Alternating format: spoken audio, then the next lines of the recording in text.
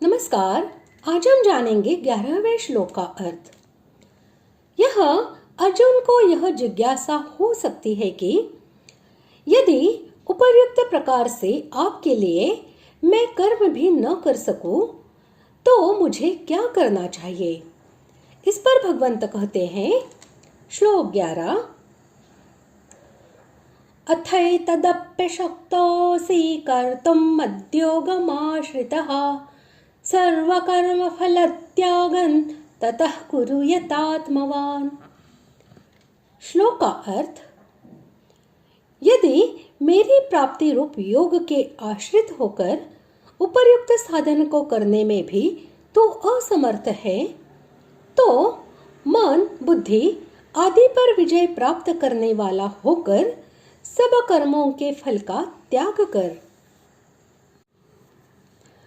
यदि मेरी प्राप्ति रूप योग के आश्रित होकर उपर्युक्त साधन करने में भी तू असमर्थ है, इस वाक्य से भगवान ने यह भाव दिखलाया है कि वास्तव में उपर्युक्त प्रकार से भक्ति युक्त कर्म योग का साधन करना तुम्हारे लिए कठिन नहीं, सुगम है।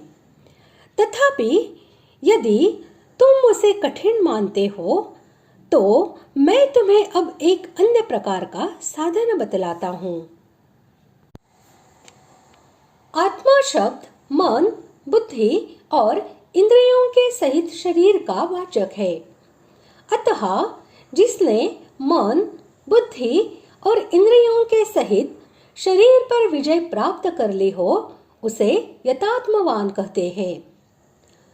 मन और इंद्रिय आदि यदि वश में नहीं होते, तो वे मनुष्य को बलात् भोगों में फंसा देते और ऐसा होने पर समस्त कर्मों के फलरूप भोगों की कामना और आसक्ति का त्याग नहीं हो सकता। अतएव सर्व कर्म फल त्याग के साधन में आत्म संयम की परम आवश्यकता समझकर यहाँ अर्जुन को यतात्मवान बनने के लिए कहा गया है। यज्ञ, दान, तप, सेवा और वर्णाश्रमानुसार जीविका तथा शरीर निर्वाह के लिए किए जाने वाले शास्त्र सम्मत सभी कर्मों का वाचक यहाँ सर्व कर्म शब्द है। उन कर्मों को यथा योग्य करते हुए इस लोक और परलोक के भोगों की प्राप्ति रूप जो उनका फल है, उसमें ममता, आसक्ति और कामना का सर्व त्याग कर देना ही सर्व कर्मों का फल त्याग करना है। यहाँ यह स्मरण रखना चाहिए कि झूठ, कपट, व्यभिचार, हिंसा और चोरी आदि निषिद्ध कर्म सर्व कर्म में सम्मिलित नहीं है। भोगों में आसक्ति और उनकी कामना होने के कारण ही ऐसे पाप कर्म होते हैं और उनके फलस्वरूप मनुष्य का सब तरह से पतन हो जाता है।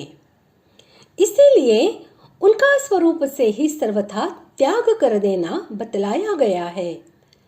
और जब वैसे कर्मों का ही सर्वथा निषेध है, तब उनके फल त्याग का तो प्रसंग ही कैसे आ सकता है।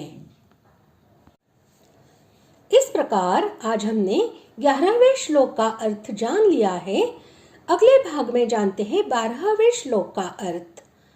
धन्यवाद।